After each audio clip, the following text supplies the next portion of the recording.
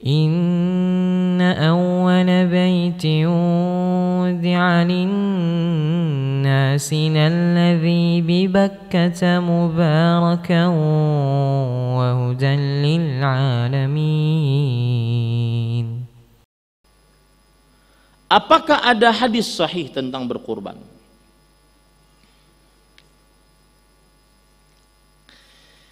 Perhatikan baik-baik.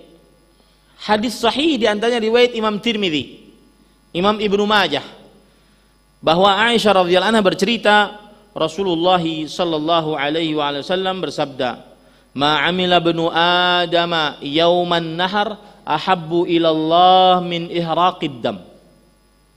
Tidak ada amalan yang dilakukan oleh anak Adam yang lebih dicintai oleh Allah Subhanahu wa taala pada hari nahar dibandingkan meneteskan darah, yaitu menyembelih kurban. Wa innahu la yu'ta yaumal qiyamah biquruniha wa ash'ariha wa adlafiha wa inna ad-dama la yaqa'u min Allah bimakanin qabla an yaqa'a bil ard fatayyibu biha nafsan fatibu biha nafsan.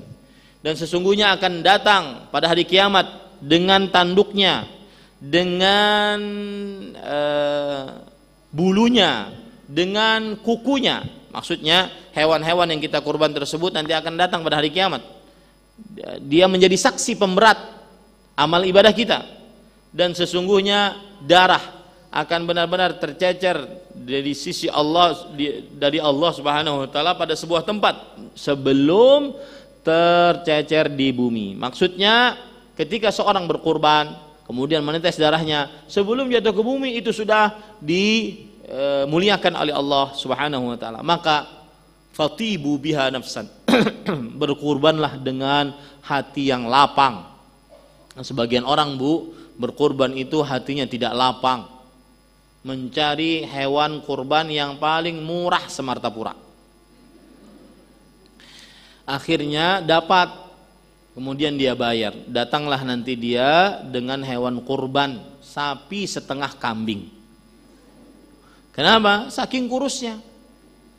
Ini orang-orang kadang-kadang kalau sebagian orang berkurban ataupun beribadah dengan hartanya, maka beribadah yang paling rendah derajatnya. Beda dengan Nabi Muhammad sallallahu alaihi wasallam.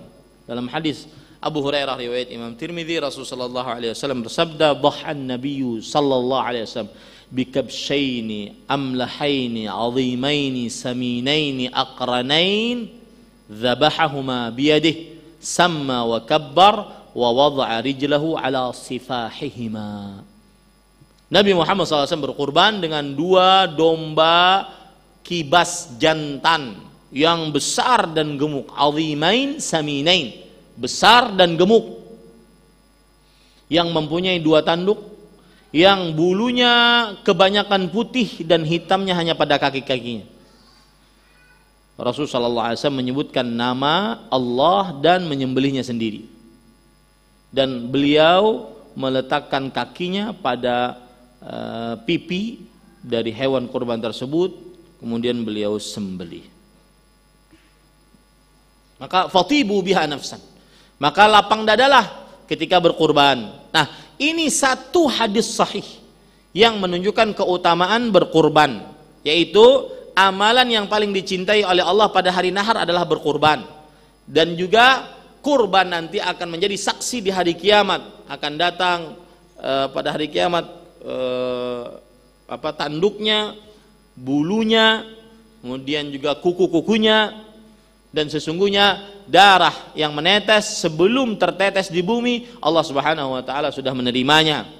Kemudian yang terakhir yaitu bahwa semestinya seseorang yang berkurban hendaknya dia lapang dada.